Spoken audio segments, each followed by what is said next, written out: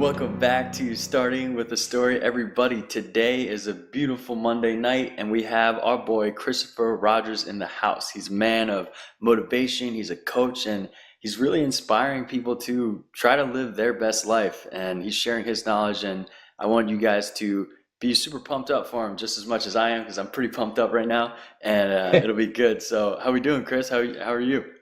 I'm doing good, brother. Thank you. Thanks for having me, man. Good thing you're doing here.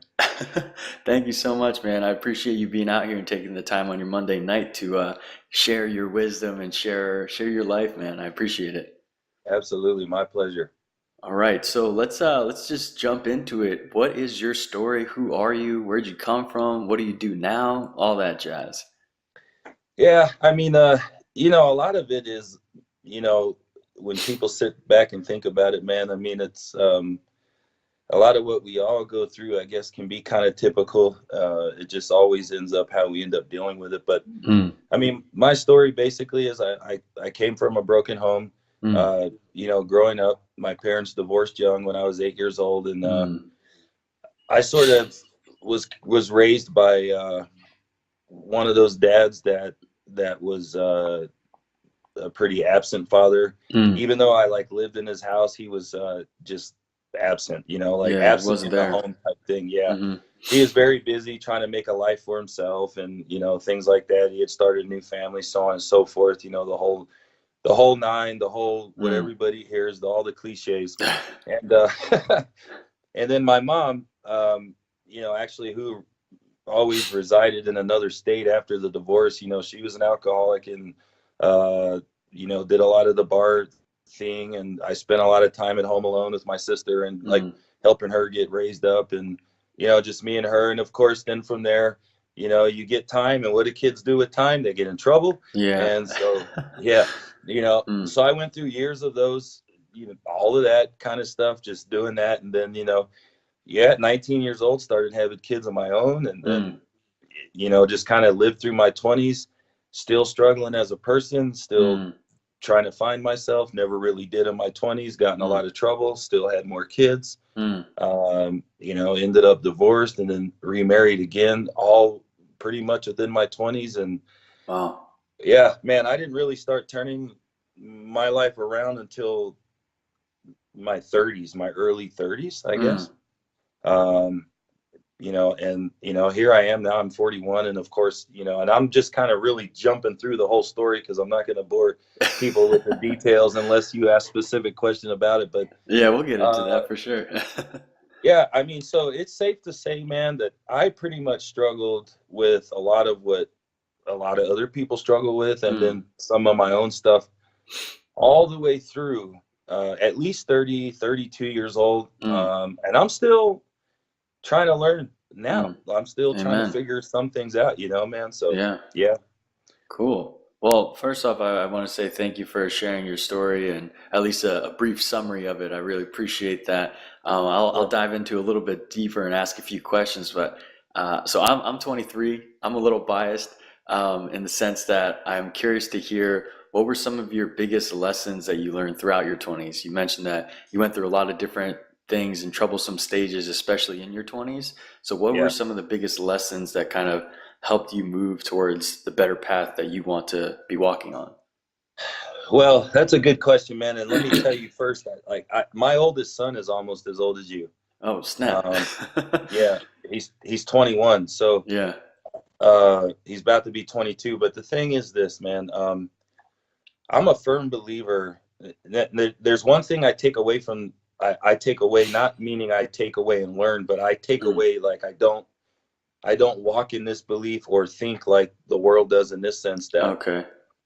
hey, they're just young, they're just teenagers, whatever, Mm, blah blah, yada yada mm, yada. Because I feel like one of the biggest lessons I've learned and what I've always tried to preach to my kids is I've already went through, so you don't have to. mm, Um, and you as a young person, any young person listening, you know, I think it's important to realize even in your early 20s, you're still, trying to find some things and learn some things, and you can still go back to your parents if you have good, good relationship there for good advice and things, mm, man. Like they already went through it, and the biggest stress of a parent should be like, I don't want you to go through it. None of this cliche stuff like, oh, they're just teenagers going to do what they do. I don't walk that way. Mm. I don't believe that. I Amen. don't believe that. You know, and I always tell my sons, man, because they're older and out the house now, like, look, I already did this. Mm. Like, so you don't have to suffer through it, you know, and that hindsight, that is like the biggest lesson. Like, Mm.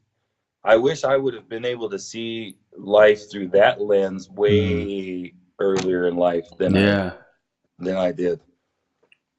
Yeah, I think that lesson definitely hits home because I hear a lot where you're trying to fix a problem and people are always saying like, don't try and reinvent the wheel, you know, Hmm. figure out like this is what they've done, it works, start from there. And I think that translates a lot into what you just said, which is, you know, learn from the people that are older than you or the people that have gone through it. And rather Hmm. than making those same mistakes, just listen to them and just, you know, start from there and learn and grow from there rather than, you know, trying to fall on your own in the exact same way. I feel like that's definitely a huge spot right there. Um, Yep. you kind of mentioned this already, but you said that you wish you had that lens or that perspective growing up. What are some other things that would have been valuable for you as you went through your 20s when you hit those hardships or those obstacles throughout those years? Yeah, so I'll give you a real life application that's been most recent in my life to hopefully this answers that question. But Mm-hmm. um, you know, aside from like my father, he had a lot of accomplishments and accolades as a man. He was like basically, you know, was kind of like me, just kind of ran the road till he was like 30, then said, "Oh snap, man, I got to do something with myself," you know. Mm. And went back to college and did all that. But I mean, he got so caught up in his life Mm. that was his main focus. And you know, a lot of us do that. I've been very guilty of that myself, and it's Mm. been a tough lesson for me too. But that I sort of kept the pattern in some ways. You know what I mean? Mm. But a real life application to answer your question is most recently, if I would have had like the encouragement that I just read. So my youngest son, he's 19 now. He was Mm. 18 last October, but he went to the Air Force. Okay. And Awesome. and yeah, he thanks, and he graduated high school like last May or June or whatever it was. Mm-hmm. But he sat around debating this whole time. What am I do? Look what my friends are doing. Oh, Mm. they look so cool what they're doing. Some are going to college, some are this, some are that. Mm-hmm. When I was 18 years old, I enlisted in the Navy. Mm. And I never ended up leaving because I got scared and I was chicken to leave. Mm. But the difference between my son, and this is the point that answers your question, the difference between my son and me is my son had me encouraging what I knew was the best path for him. Mm. And I didn't force him to go to the Air Force. It was a decision he made on his own. But Mm. once he made that decision, I encouraged it and I Mm. cultivated it over and over, like day in and day out. I'm telling you, man, it was sickening how much I was just like on top of that. Yeah. And Yeah. every time he tried to change his mind, I would bring it back. And then he tried to Mm. change his mind, I'd bring it back. And even through his fear, I would bring it back. And I would just keep coming back and keep coming back and showing him that I really believed in my heart that was his purpose. Well, when Mm. I was 18, I wanted to do the same thing. And one of the things I did have, like, I don't really live in regret too much, but one Mm. thing I did regret was that I didn't go to the service. I thought it would have been, for a Mm. person like me, that would have been a strong path for me to go down for at Right. least a good few years. So I didn't have that man in my life Mm. pushing that encouragement. And no matter how much my son hated me and hated hearing my voice every day, I still did it. You know what? He left and he went in Mm. and he followed through. So that's the part right there to answer your question, man, is that I was missing that encouragement with my Mm. son, and and I knew that. So I was trying to give that to him, you know what I mean? Yeah, amen. Well, kudos to you, man. That's awesome. And having a support system or at least someone that is in your corner is just so huge. And it's something that I personally didn't really realize until later. Same thing like you, my dad, and also my mom, but growing up, they would always, you know, try to keep us in line and tell us over and over again, day after day after day, like you have to study, you have to pursue this, you have to really try your best. And that was instilled in us through repetition. And as much as I hated it and I thought it was so annoying and it was just leave me alone and just let me do my thing, like now I can realize and sit back and say, wow, like thanks to them saying that over and over again, I can now say that I've accomplished something and say that I've, gotten a little bit closer to the better path or a better path than what would have been if not. Absolutely. You also mentioned that you said you didn't really hit your stride until your 30s. What was that shift, and what kind of changed that in your mind that you knew that you were, going on that better path? Okay, well, for me, without all the boring, grueling details of, Those are the best parts, man. yeah, well, honestly, man, I mean, I can be transparent. There was a shift right at the end of my 20s into my 30s Mm, when I was going into my second marriage, and my wife, well, she had just become my wife, but I mm, mean, basically, we got married, and then we had a really bad summer. We got married in May, and the mm, summer following our marriage was terrible, all mm, because of me, right? And mm. I'm going to be transparent about that because people need to know. I mean, it Yeah, doesn't matter how much they see me coaching up people on my page or whatever. I mean, I've been there. And yeah, so, like, that's where a lot of the wisdom comes from, that experiences. But yeah. Amen. um, so I sent my wife in basically a whirlwind. I did everything under the sun that a man can do, that every woman hates, you Mm, know, minus like beating her. I never beat my wife or anything yeah. like that. So, but I mean, I did all the things that men aren't supposed to do, Mm, basically. And so I was already going to lose my wife right after marrying my wife. wow.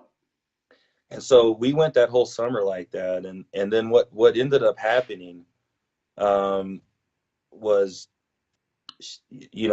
towards the end of the summer, she ended up pregnant we have five with our fifth kid. Hmm. And well, we have five together. We're a blended family. And so Right. the youngest daughter, she's 10 years old. So at that point, essentially she just looked at me and said, like, you need to get your life together, or, you know, Or it's over. you, yeah. And Mm, so my wife was a praying woman, mm, uh, still is. And she was, you know, pretty strict on going to church and things like that. hmm, So she had an identity. mm. And I'll throw a disclaimer in there, and because I already know everybody's going to think, oh, he's going to talk religion and Christianity and all this stuff. Yeah. Here's the thing, man. You know what?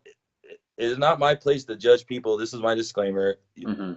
It's not, it's not our place individually to judge people. Whatever you find your identity in, find your identity. Mm, Me personally, I found my identity in giving my life to the Lord.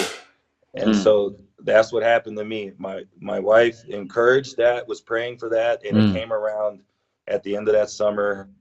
I started to go to church with her. And I basically turned my life over to the Lord. And Wow. that essentially is when I found my identity in Jesus, Hmm. is what escalated and sped up the process to my better life at Awesome. that point. Yeah. So Awesome. that's where it all started right there. The Yeah. turnaround. The Yeah. turnaround. Yeah. Well, one, thank you so much for you were saying about transparency. I think it takes a lot of courage and a lot of heart to, admit that there were some faults, but to come and overcome all those is just it's an awesome story, and I really really appreciate you sharing that and being honest about that. So thank you for that. Absolutely. And the second part, I guess, is you mentioned that you coach now and that this was the shift that happened. So, how did this shift eventually translate into what you do now, which is coaching, right? Yeah. So I mean, I do coach in a number of ways. Okay, Mm-hmm. I'm a personal trainer. Mm-hmm. I'm a wellness coach in a wellness office locally Yeah, here. I was gonna say you look pretty fit too. Yeah. Thanks, man. Thanks. Yeah, I put in a lot of work, and actually I didn't start working out until I was 40 years old, but Wow. in all honesty, I did start I've always had a pretty athletic frame my Mm-hmm. entire life. I just Right. never worked out or did anything with it. Mm-hmm. But I digress. But here's what happened, man. I knew what I was doing in the world, okay, and I'm talking from a secular point, right? Mm-hmm. And again, I want to throw the disclaimer, because you know what, finding the Lord was the way for me, Yeah. Yeah. right? And I'm not saying that, I know how people are, and I Mm-hmm. just like Yeah. it gets me, man, because I'm like, I'm just telling you what my path was. I'm just saying, but that's where I found my strength. If you Mm, want to know more about that, let me know. Cool, we can go that route. But find yourself strength somewhere. yeah, yeah. Anyway, so yeah, and what I learned about myself when I started reading the Bible, and when God started to really work in my heart and my Mm, spirit, I was like, wow, man, I was doing all of this manipulative, deceptive stuff in the world. It mm, was like it was my talents being used for evil, right? mm, And so when I figured out that what the talents were giving me as a person, as we all have, and when you identify what your talents are, I realized that, man, I've been using my ability to talk to people, to help people before, to manipulate my way around, to mm. steal, to get money any which way I could, to take advantage Gotcha. of people. Mm, I learned that when I started to find God more and more, that my talent was to draw people closer to a better life, closer to mm, God, mm, closer to an identity, closer to healing, closer to overcoming, closer to all of that. mm. So the talent was always in me, but I didn't know You're it for just good using it the until wrong way. wrong way, man. Yeah, yeah. Wrong way. Man, cool. Well, I'm glad that you finally found how to use it the right way. I think that's a huge step. Um, so the theme for this season is all about fear, and you kind of mentioned from childhood to your 20s, to your 30s, and to now a little bit about your journey throughout the path. But what have been a few key moments or key experiences where you truly experienced your fear or a fear of some sort, and how'd you deal with it? Did you overcome it? And if so, how did you do that? And also, how does that play into how you present yourself now? Yeah, fear's a terrible thing, isn't it? Um, Sometimes it's good, but yeah, yeah, no, it's pretty bad a lot of times. yeah. And it leads a lot of people to a bunch of anxiety and Yeah, yeah. and some very unfortunate things come out of that sometimes. But Hmm. man, gosh, and that question is so hard to sit back and think of, like all these. I've had so many moments of Mm, um, just being afraid of this, of that. I've always been afraid of success, mm, oddly enough. mm, Um, I've always been afraid of so I've always been the type of person that, like, my wife would tell me, I know you can do this if you would apply yourself this way. mm, And I would think about it and I would have the vision, like, you know what, you're right, I can do that. mm, And then there would be this like thought that would come in, that would be that fear thought that would say, yeah, and then all the buts would come in. But if you do this, mm, if you go this route, people are going to mock you. They're going to this, they're going to mm. that. And I would deal with all these fears.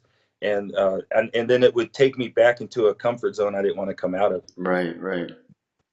So honestly, only over the last maybe 2 3 years of my life, and not Mm, even in all areas, and there's still some important areas that I'm missing, which is why I post like I do on Instagram and stuff. mm, Because it's funny, if people would read into my post, they would mm. really, and I'm not saying they don't, but you would really find out that I'm teaching myself through teaching other people. Amen. Amen. So everything that I post, I I've love that. studied.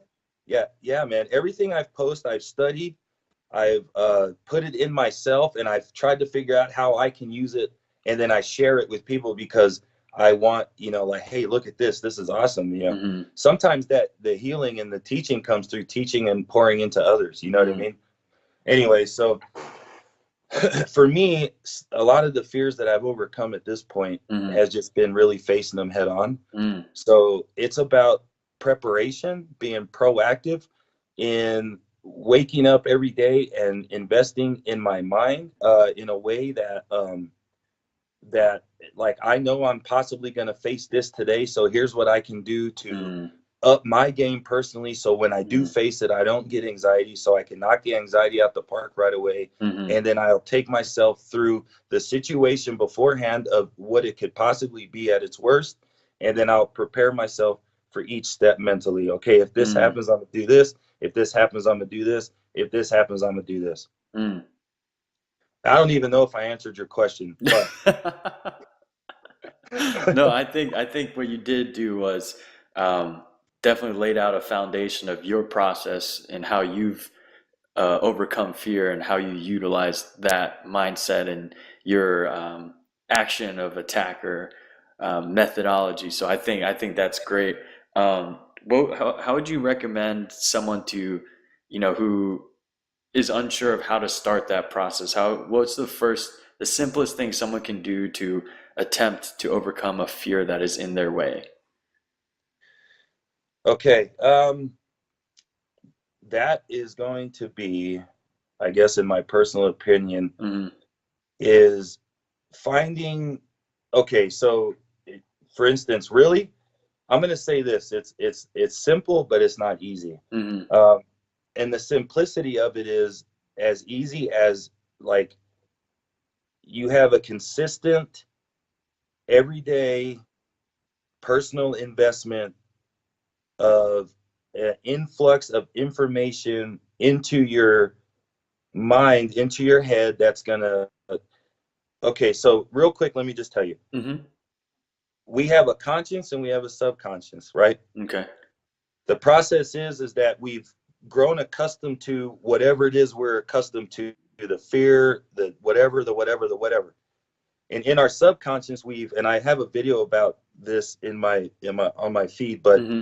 we've grown a weed garden in our subconscious, right? Mm. Over our years of life, it's supposed to be planting flowers and cultivating those flowers, but Mm. what's been happened is weeds have been planted, and we've been Uh, cultivating weeds, hmm. right? So, i.e., it's the negativity, it's the Mm. fear, it's the danger sparks, it's whatever.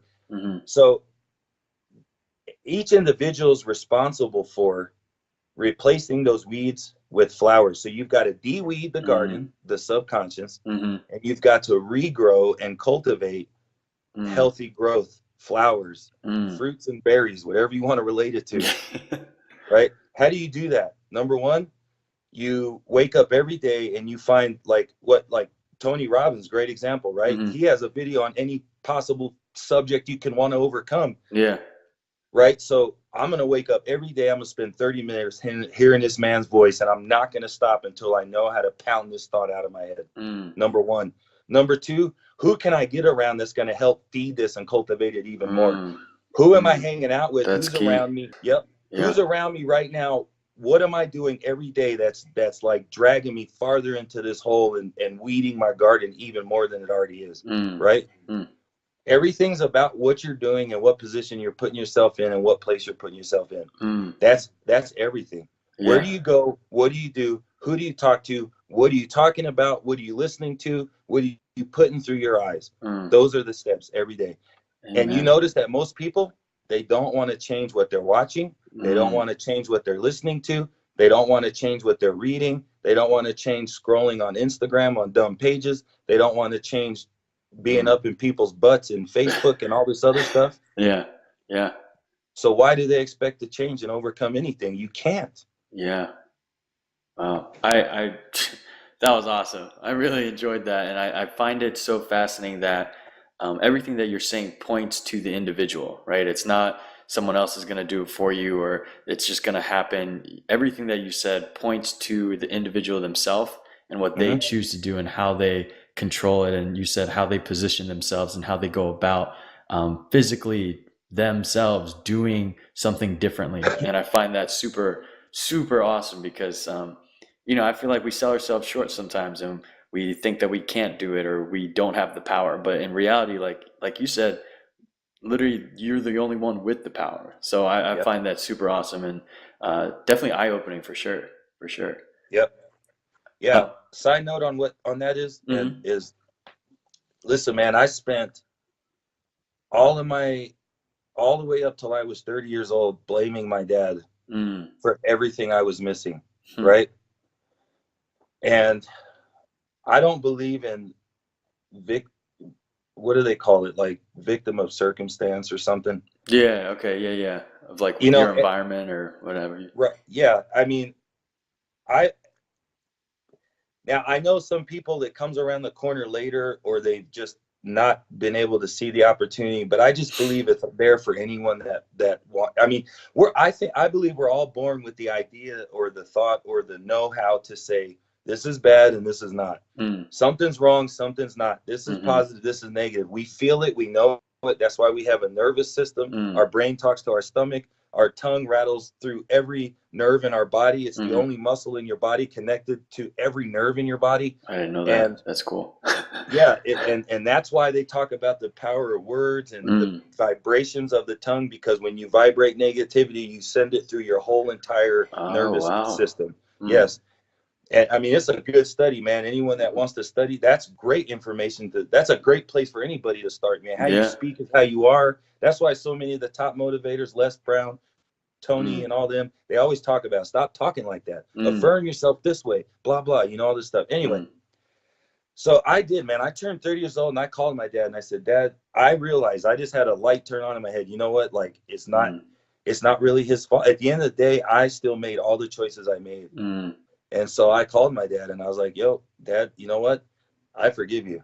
And I'm not gonna carry this with me no more, because I've realized at this point in my life that I've made the choices to this point. And now I'm gonna take responsibility for my own actions. Yeah. So, you know, my parents were this way, this happened to me, this, that, and the other.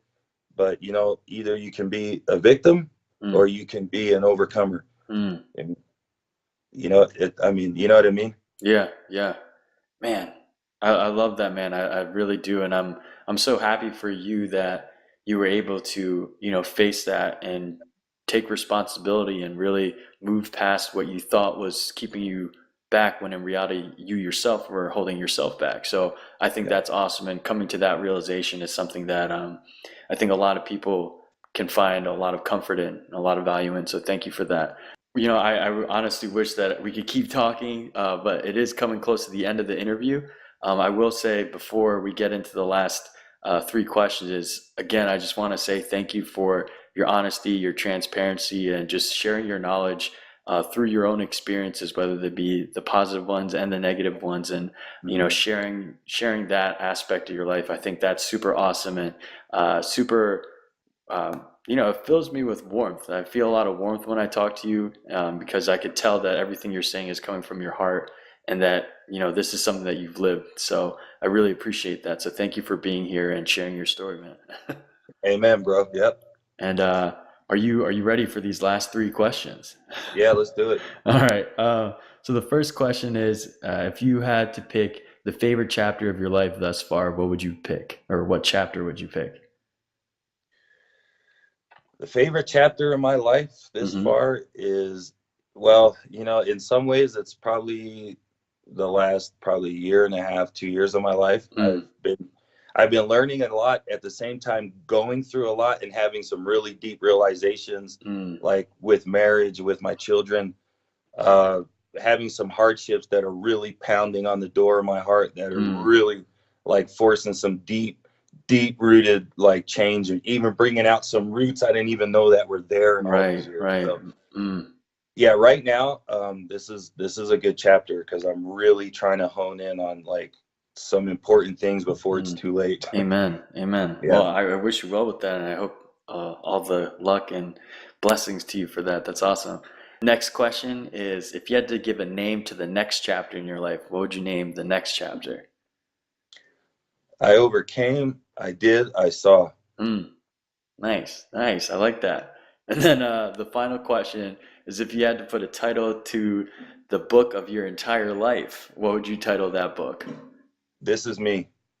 Oh, dude, I like that. I love that you had no hesitation there. That was awesome. That was straight up like, I know it. This is me. This is it. Yeah, this is it, man. I like that. Yeah. All right, so you shared your story, you answered the final three questions. This is your chance. Where can our listeners find you, learn more about you, and hear more of your words throughout your journey as you experience life? Hey, man, look, I have my Instagram. It is key. It is key, just like it sounds. And, you know, mindset is key is the title of the bio there. And that's just what it boils down to. You can find me there. I've got the call button, the text button, the email button on there. I'm humanly reachable. Humanly reachable. That's the main spot, because it's got my phone number, it's got my email, and it's got me. So very, very easy to reach me there. I'm on Facebook too, but it's a business page because I'm a partner in a network marketing company. But so there's nothing going on there that's like all the stuff that's on my Instagram page. So Gotcha, they're two gotcha. separate worlds. But that's the main spot, man. Okay, cool. You know, and people reach out all the time. They'll be Yeah, like, "Oh, hey, you know." So yeah, amen. So yeah. I just have one last question. When someone reaches out to you, what is your number one goal for that interaction or that conversation? Want to be honest with you, Sure, that's all we want. to make them tell me their deepest, darkest reason why they reached out to me. Mm, I like people will ask me some surface stuff and I'll hmm. take them way over the cliff with it. You know, I'm not just going to settle for that surface question. Yeah. So my goal is to dig for the reason of the meeting, Mm. the true reason of the meeting. Amen. Amen. That's my goal. And on that note, the interview's over. And I again thank you so much, man. I hope you have a wonderful night and stay safe, stay you. You too, brother. Thank you so much, man. It's been cool. Cool.